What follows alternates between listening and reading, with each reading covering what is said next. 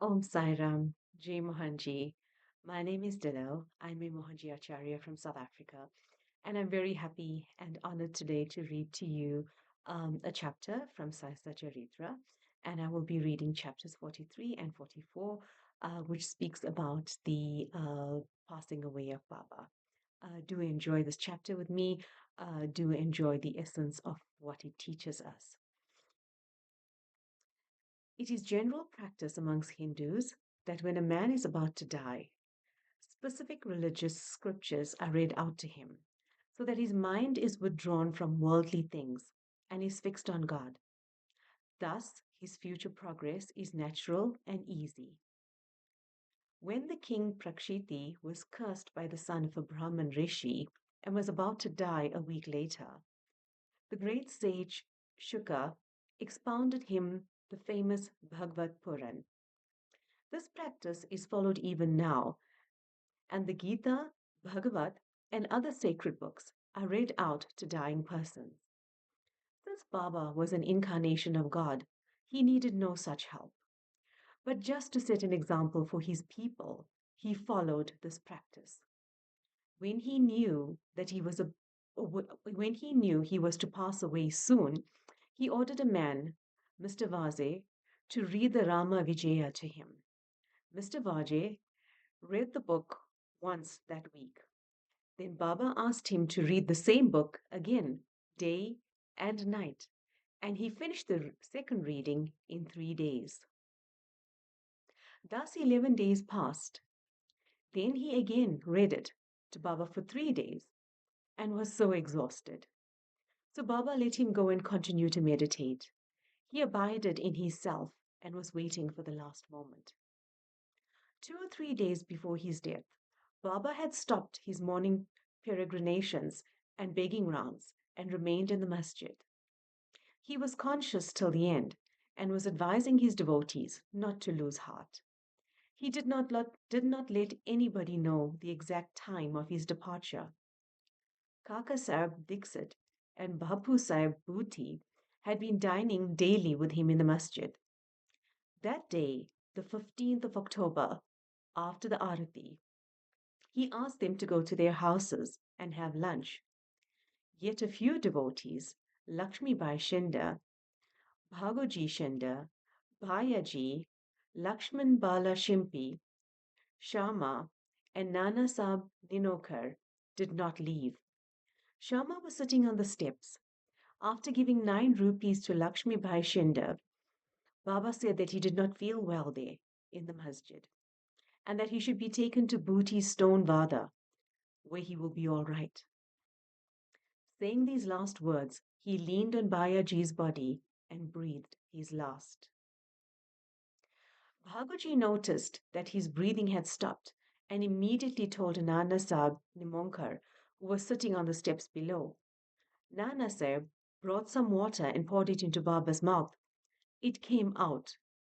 Then he cried out loudly, "Oh, Deva!" Baba appeared to open his eyes for him a moment and said, "Ah," in a low tone. But it soon became evident that Baba had left his body for good. Placing Baba in the Samadhi Mandir. The news of Baba's passing spread like wildfire in the village of Shirdi, and men and women ran to the masjid and began to mourn his loss in various ways. Some cried out loudly, some wallowed in the streets, and some fell down senseless. Tears ran from their eyes, and everyone was smitten with sorrow. Then the question arose, how were they to dispose of Baba's body? Some Muslims said that the body should be interred in an open space with a tomb built over it. Even Kushal Chand and Amir Shakar shared this opinion, but Ramachandra Patil, the village officer, said to the villagers in a firm and determined voice, "Your thought is not acceptable to us. Baba's body should be placed in the Vada." Thus, people were divided in their opinion, and discussion regarding this went on for about 36 hours. On Wednesday morning, Baba appeared in Lakshman Mama Joshi's dreams, and drawing him by his hand, he said, Get up soon. Babu Sahib thinks that I'm dead, so he won't come. You do the worship and the morning arti. Lakshman Mama was a village astrologer and was Shama's maternal uncle.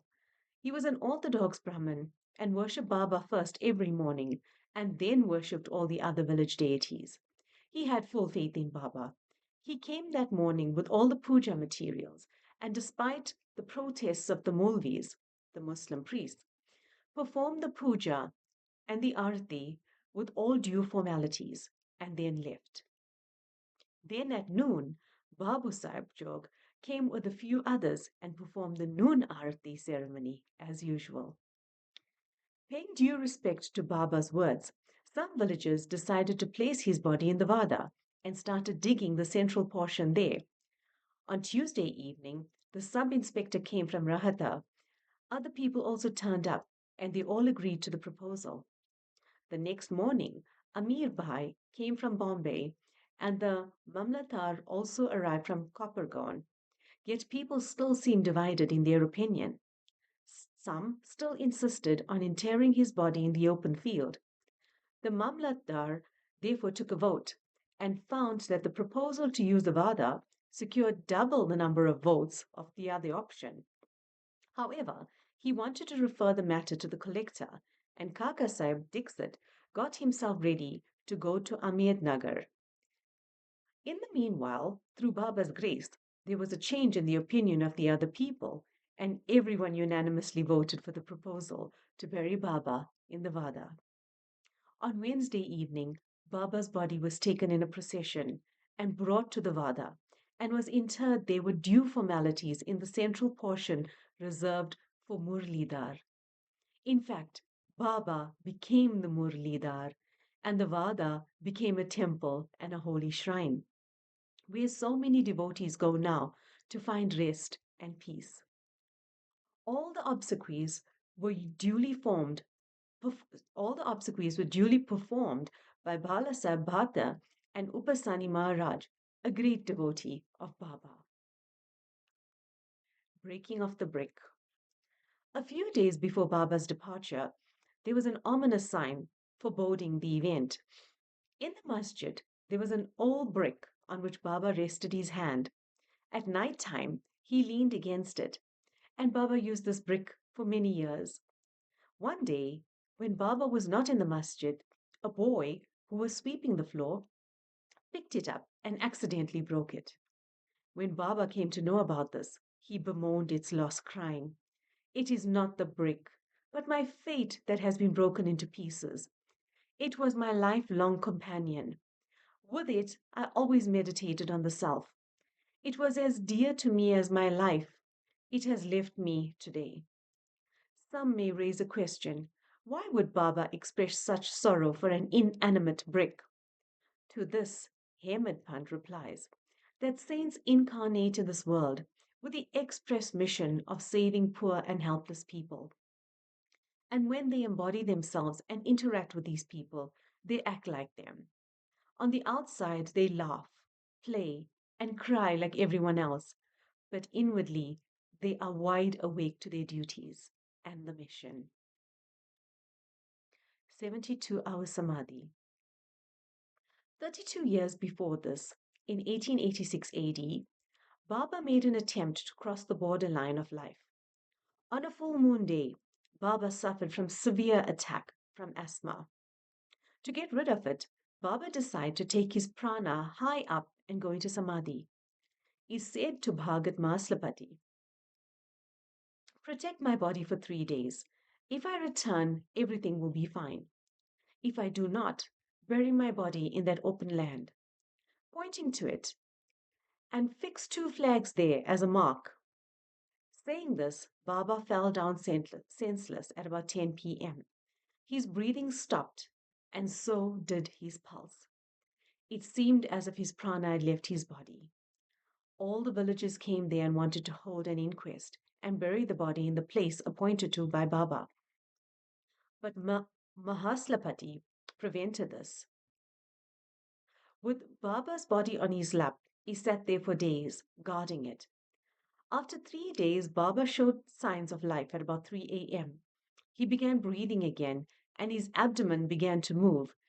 His eyes opened, and stretching his limbs, Baba returned to life again. From this and other accounts, let the readers consider whether Sai Baba was the 3.5 cubits that he occupied, or the self inside it. The body composed of the five elements is perishable and transient, but the self within isn't.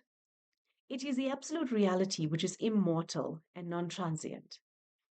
The pure conscious of being, or Brahma, the ruler and controller of all the senses and the mind, is Sai. This pervades all the things in the universe, and there is no space without it. To fulfill his mission, he assumed the body, and after it was fulfilled, he threw away the body, the finite existence, and resumed his infinite existence. Sai always lives, as do the previous incarnations of God. His passing away is only an outward aspect, but in reality, he pervades all animate and inanimate things and is their inner controller and ruler. This can be and is even now experienced by many who surrender themselves completely to him and worship him with wholehearted devotion. Though it is not possible for us to see Baba's form now, if we go to Shirdi, we shall find his beautiful lifelike portrait adorning the Samadhi Mandir. This was painted by Sham Rao Jekar, a famous artist and well known devotee of Baba. To an imaginative and devout viewer, this portrait can even today provide the satisfaction of receiving Baba's darshana. Though Baba has no physical body now, he lives everywhere and will affect the welfare of his devotees. Saints like Baba never die. Although they look like men, they are, in fact, God. Babu Sahib Jog's Sannyas. Hemad closes this chapter with the account of Jog Sannyasi, renunciation of worldly life. Sakaram Hari, alias Babu Sahib Jog, was an uncle of the famous Varkari Vishnubhuva Jog of Pune. After his retirement from government service, he was a supervisor in the PW department. In 1909, he came and lived in Shirdi with his wife. He had no children. Both husband and wife loved Baba and spent all their time worshipping and serving Baba. After Megha's death, Babu Sahib performed the daily Arti ceremony in the masjid and Chavadi until Baba's Mahasamadhi. He was also entrusted with the work of reading and explaining the Jnaneshwari and Ekanati Bhagavat to the audience in Satyeswala. After serving for many years, Jog asked Baba, I have served you for so long, yet my mind is not calm and composed. How is it that my contact with a saint has not improved me? When will you bless me? Hearing Jog's prayer, Baba replied, in due course, your bad actions and their fruit or result will be destroyed. Your merits and demerits will be reduced to ashes, and I shall consider you blessed. Then you will renounce all attachments and conquer lust and palate, and thereby, getting rid of all impediments, you will serve God wholeheartedly and resort to the begging bowl, that is, accept sannyas. After some time, Baba's words came true. His wife passed away. As he had no other attachments, he became free and accepted sannyas before his death and realized the goal of his life. Baba's nectar like words. The kind and merciful Sai Baba said the following sweet words many a times. He who loves me dearly always sees me. The whole world is desolate to him without me. He tells no stories but mine. He continuously meditates upon me and always chants my name. I feel indebted to him who surrenders himself completely to me and always remembers me. I shall repay his debt by giving him salvation, self realization. I am dependent on him who thinks and hungers after me and who does not eat anything without offering first to me. He who thus comes to me becomes one with me. just as a river merges with the sea. So abandon pride and egoism and surrender yourself to me who is seated in your heart. Who is this me? Sai Baba explained who is this me on several occasions. He said, "You need not go anywhere in search of me. Barring your name and form, there exists in you, as well as in all beings, a sense of being of consciousness, of existence. That is me. Knowing this, you see me inside yourself, as well as in all beings. If you practice this, you will realize all pervasiveness and thus attain oneness with me."